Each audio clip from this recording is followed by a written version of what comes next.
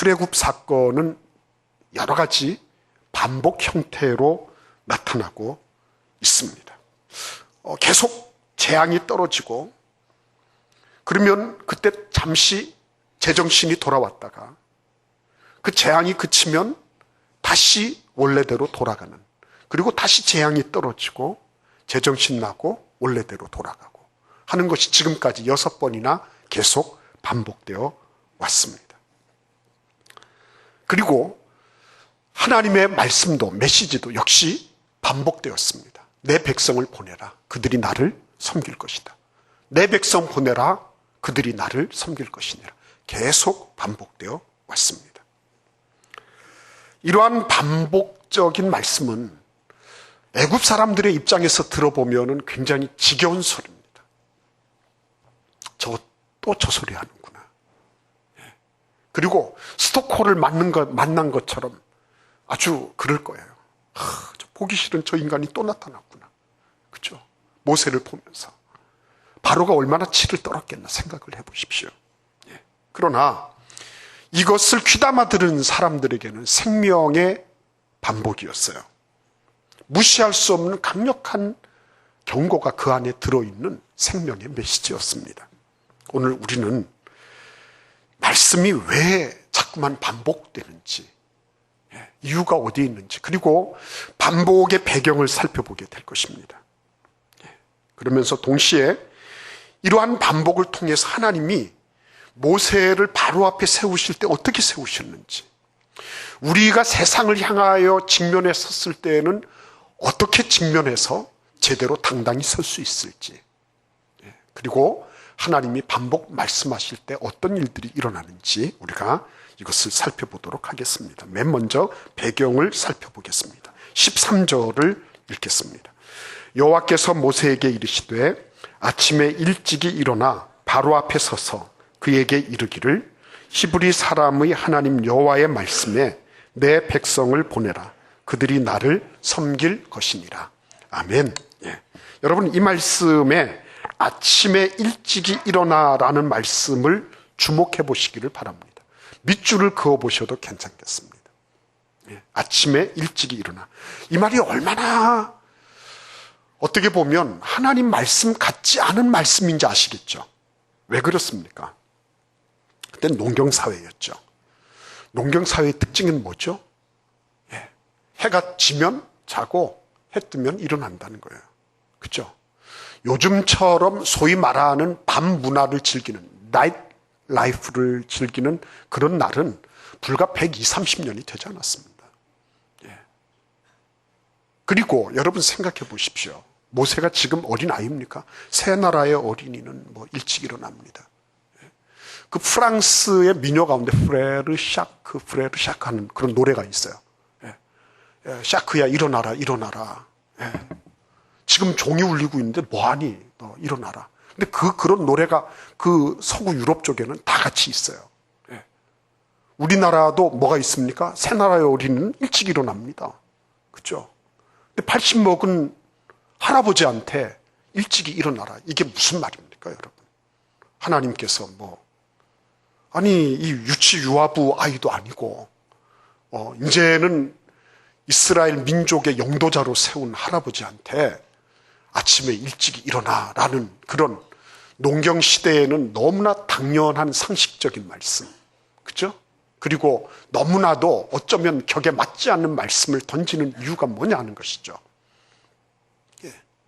이런 반복적인 말씀이 모세에게는 어떻게 들렸을 것 같습니까? 하나님 또 그 말씀하십니까? 제가 당연히 일어날 걸 아는데 왜 그러십니까? 이러한 생각은 모세의 마음속에 일어나지 않았을까요? 여러분들도 당연히 아침에 일찍이 일어나야죠. 이렇게 생각할 것 같아요. 근데 여러분, 아침에 일찍이 일어나라. 아침에 일찍이 일어나라. 이것은 하나님이 모세에게 명령하신 말씀입니다. 왜요?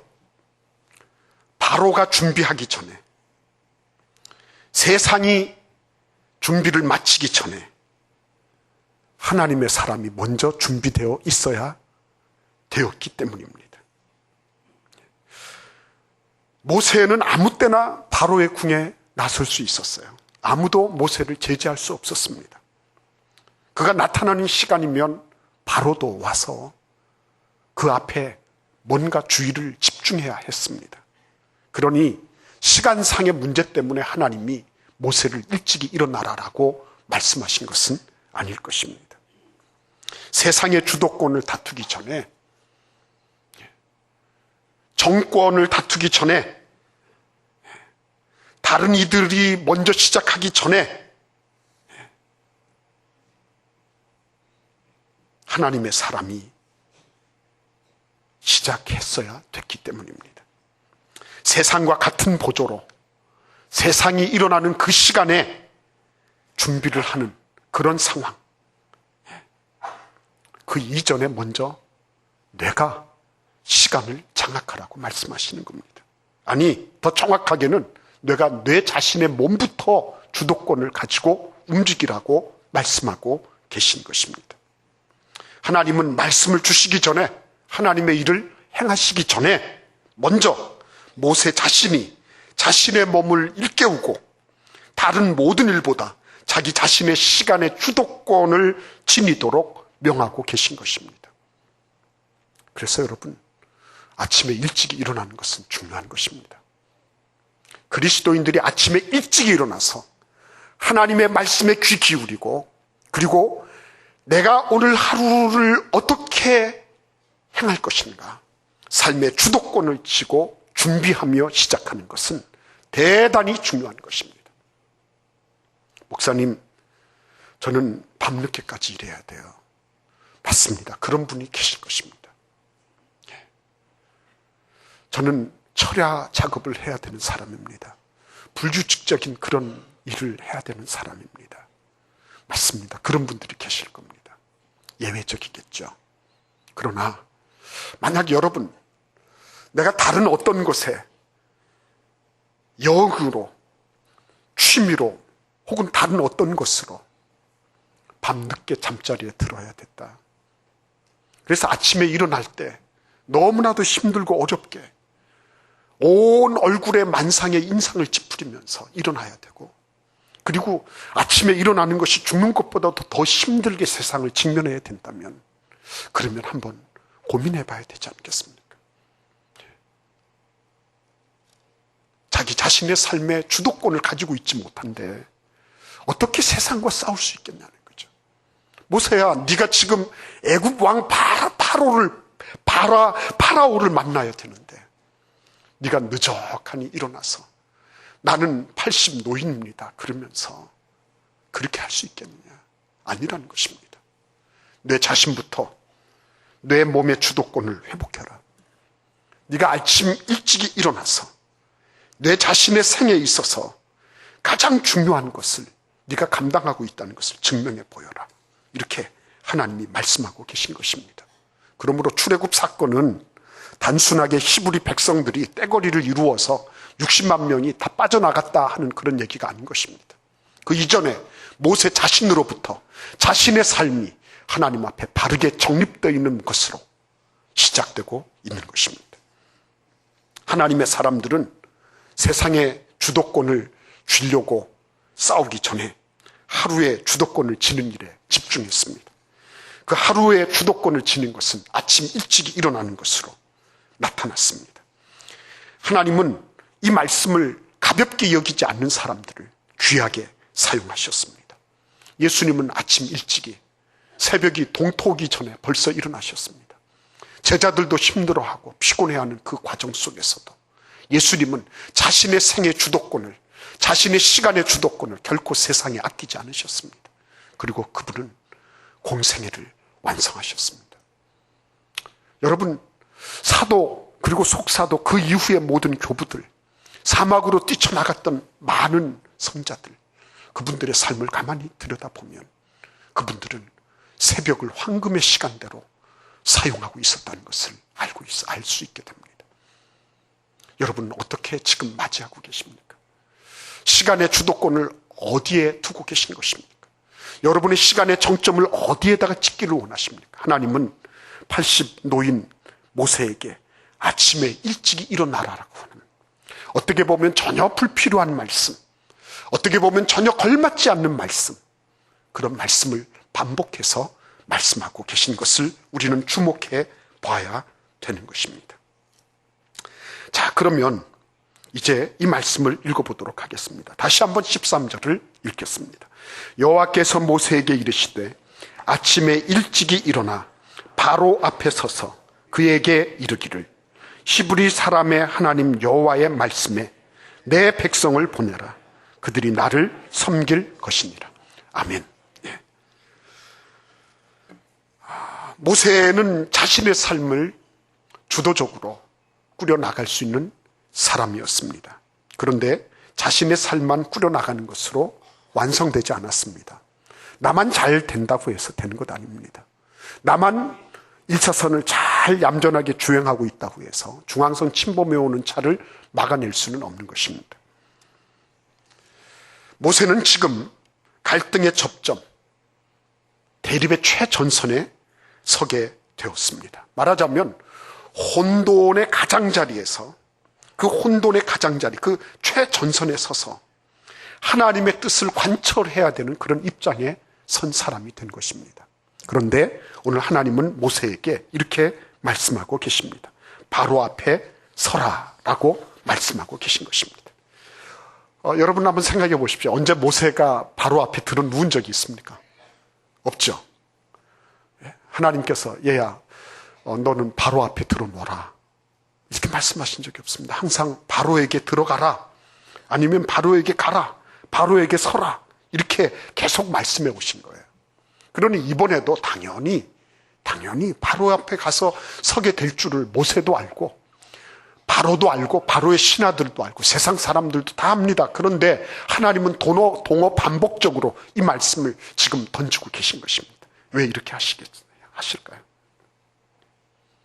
단순하게 지난 430년 동안 너희들이 주눅 들어 있었으니까 위축되지 마라 하는 그런 응원의 메시지를 보내고 있는 것입니까? 아니죠. 바로 앞에 서려고 하면 설 수 있는 뭔가가 있어야 되는 것입니다.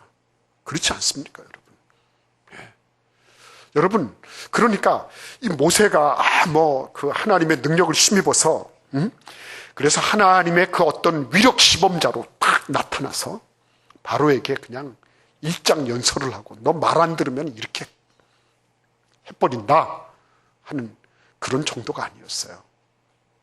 하나님은 모세가 바로 설 수 있는 것이 무엇인지를 보여주시는 겁니다. 그게 뭐였죠, 여러분?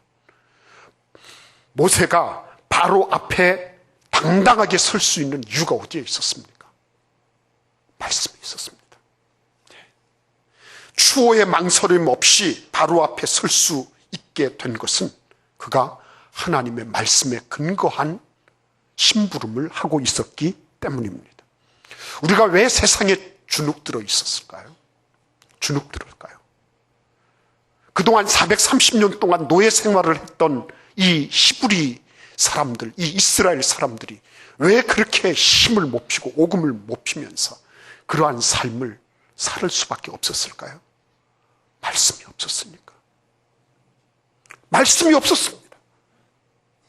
내가 이 일을 해야 될 정확한 그리고 정당한 근거 있는 말씀이 없었어요. 진리가 나를 받쳐주지 못했습니다. 그래서 상황에 따라 움직였습니다. 형편에 따라 이리저리 요동했습니다. 내가 보기에 좋은 대로 들어서 그게 합리적이다고 싶은 대로 움직였습니다. 그래서 계속 요동질치며 왔습니다. 지나온 길 이렇게 뒤돌아보면 지그재그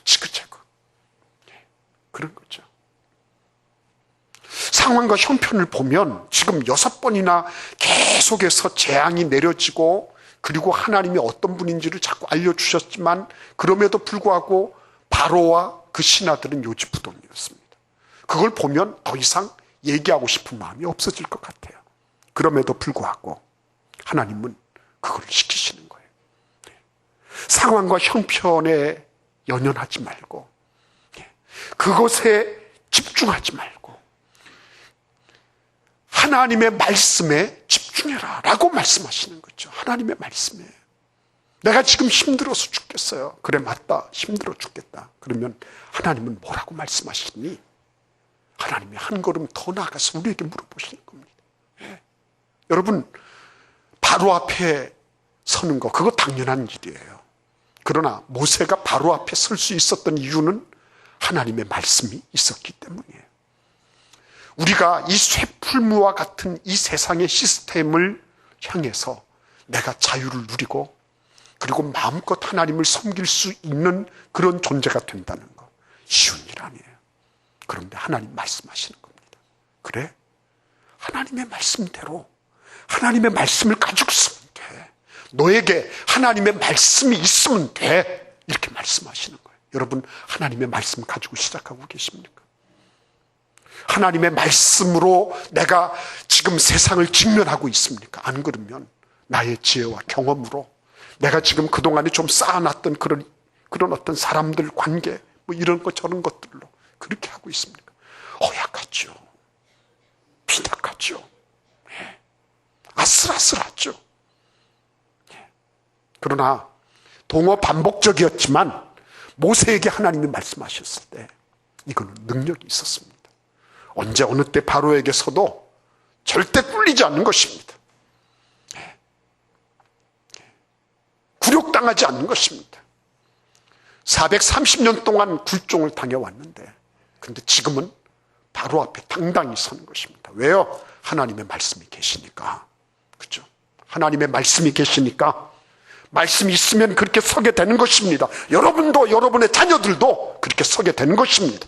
대한민국도 그렇게 서게 되는 것입니다. 말씀 없으니까 굴종 당하는 것입니다. 비굴해지는 것입니다. 눈치 보게 되는 것입니다. 말씀으로 나아가지 못하니까, 말씀의 진리를 나의 것으로 받지 못하니까, 그러니까 힘들어지는 것입니다. 오늘 하나님께서 말씀하시는 것입니다. 그래, 맞다. 하나님의 진리가 내 안에 들어오면 당당해지는구나. 내 앞에, 내 안에 하나님의 진리가 존재하면, 그러면 이 세상의 어떤 것도 내가 당당히 두려움 없이 직면할 수 있겠구나. 비굴하지 않게 직면할 수 있겠구나. 믿습니까, 여러분? 믿음대로 될지어다. 여러분, 오늘 이 말씀 속에 우리는 마지막 장면을 보게 되었습니다. 히브리 사람의 하나님 여호와의 말씀에 내 백성을 보내라. 그들이 나를 섬길 것이니라. 아멘. 모세는 말씀을 가지고 갔습니다. 똑같은 말을 했습니다. 바로도 똑같은 말을 들었습니다. 이렇게 하나님의 말씀이 계속 똑같이 들려질 때 그때 무엇이 있는 것입니까? 아직 기회가 있는 것입니다. 빌립보서 3장 1절에는 끝으로 나의 형제들아 주 안에서 기뻐하라. 너희에게 같은 말을 쓰는 것이 내게는 수고로움이 없고 너희에게는 안전하니라 그랬습니다. 안전합니다. 여러분, 아직까지 하나님의 말씀이 들려지고 있을 때는, 그때는 아직 안전한 거예요. 그렇죠? 안전한 것입니다. 네. 아직 안전한 것입니다. 네. 여러분, 이름을 2번씩 겹쳐서 부르실 때가 있죠. 아담아, 아담아. 그렇죠? 아브라함아, 아브라함아. 그렇죠? 시몬아, 시몬아. 이렇게 막 반복적으로 겹쳐서 부르실 때가 있죠. 아주 비상시기, 아주 중요한 시기, 그죠? 결정적인 시기에 하나님은 반복적으로 그렇게 말씀하시는 거예요. 그죠? 왜? 그게 안전을 담보하기 때문에 그런 것입니다. 예.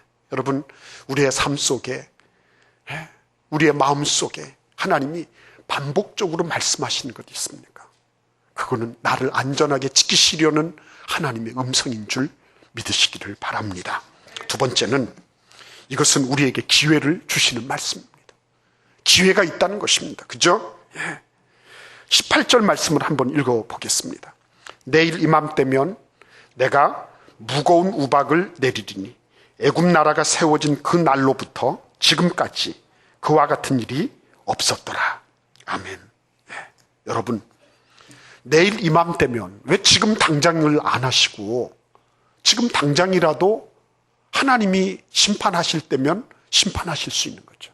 그런데 내일 이맘때면이라고 말씀하고 계신 겁니까? 왜 그렇죠? 여유를 주시는 거죠. 여유를 주시는 겁니다. 왜요? 자비와 긍휼이 풍성한 분이니까. 너무너무 애굽 사람을 몰살시키는 것이 하나님의 목적이 아니세요. 그렇죠? 가만히 읽어보시면 오늘 본문 말씀 속에는 하나님은 하나님 당신이 어떤 분이신지를 드러내는 것이 하나님의 목표였습니다. 그렇기 때문에 애굽 사람을 뭐 아무렇게나 그냥 우박을 아무 때나 막 던져서 그들을 괴멸시키는 것이 아니라 그들에게도 뭘 주시는 겁니까? 말미를 주시는 거예요. 말미를. 하물며 하나님의 자녀들에게는 말미를 안 주시겠습니까, 여러분? 우리 모두에게 그런 말미가 있어요. 하나님이 주시는 여유의 기간이 있습니다. 그거를 놓치면 안 되겠죠. 요한계시록 3장 20절에 보시면 볼지어다 내가 문 밖에 서서 두드리노니 누구든지 내 음성을 듣고 문을 열면 내가 그에게로 들어가 그로 더불어 먹고 그는 나로 더불어 먹으리라. 그렇죠? 아직 문을 두드리고 계실 때가 그때 기회를 놓치지 않아야죠. 놓치지 않아야 됩니다. 주님께서 아직 기다리고 계실 때에 그때 빨리 순종해야 되는 것이죠. 순종해야 되는 것입니다. 그리고 이 말씀 같이 한번 읽어보겠습니다. 로마서 9장 28절 말씀 같이 읽겠습니다. 주께서 땅 위에서 그 말씀을 이루고 속히 시행하시리라 하셨느니라. 아멘. 그 말씀을 이루는 곳이 어디라고요? 땅 위에서. 그죠? 그 말씀을 어디에서 이루신다고요? 땅 위에서. 이 땅에서 하나님이 무엇을 이루십니까? 말씀을 이루십니다. 하나님은 말씀을 반드시 이행하시는 분이십니다. 약속을 반드시 관철시키시는 분이십니다. 그래서 약속대로 그 이튿날 그때에 정확하게 우박이 떨어져서 내렸습니다. 근데 그 말씀을 두려워했던 사람들은 지금까지 6번의 경우를 통하여 하나님이 살아계신 것을 보고 그리고는 두려워했던 사람들은 자기 가축들과 종들을 다 피난시켰습니다. 대피시켰어요. 근데 6번의 그 경험을 보면서도 하나님의 말씀을 우습게 한 사람들은 그대로 희생제물이 되고 말았습니다. 여러분, 하나님은 반드시 말씀대로 이행하시는 거예요. 말씀대로. 지금 당장은 아닌 것처럼 보여요. 지금 당장은 기도하는 게 너나 나나 개친포진이다. 말씀 묵상하는 게 그게 그렇지 뭐 그렇게 보일 수 있습니다. 그러나 저는 지금까지 저의 목회 생활을 다 열어놓고 그리고 주변의 많은 사례들을 보면서 하나님은 말씀대로 하시는구나. 말씀대로. 말씀이 끝까지 그대로 성취되고 이룩되고 말씀의 약속대로 되고 말는구나 하는 것을 저는 눈으로 똑똑히 보고 그리고 체험하며 살고 있는 것입니다. 그래서 저는 이 말씀을 여러분에게 기탄 없이 드리는 거예요. 하나님께서 듣는 귀를 주시고 실행할 수 있는 손과 발을 우리에게 허락하신 줄 믿습니다. 그래서 그 뜻이 온전히 여러분과 저의 삶에 그대로 이룩되는 그런 놀라운 한 해가 되게 하실 줄 믿습니다.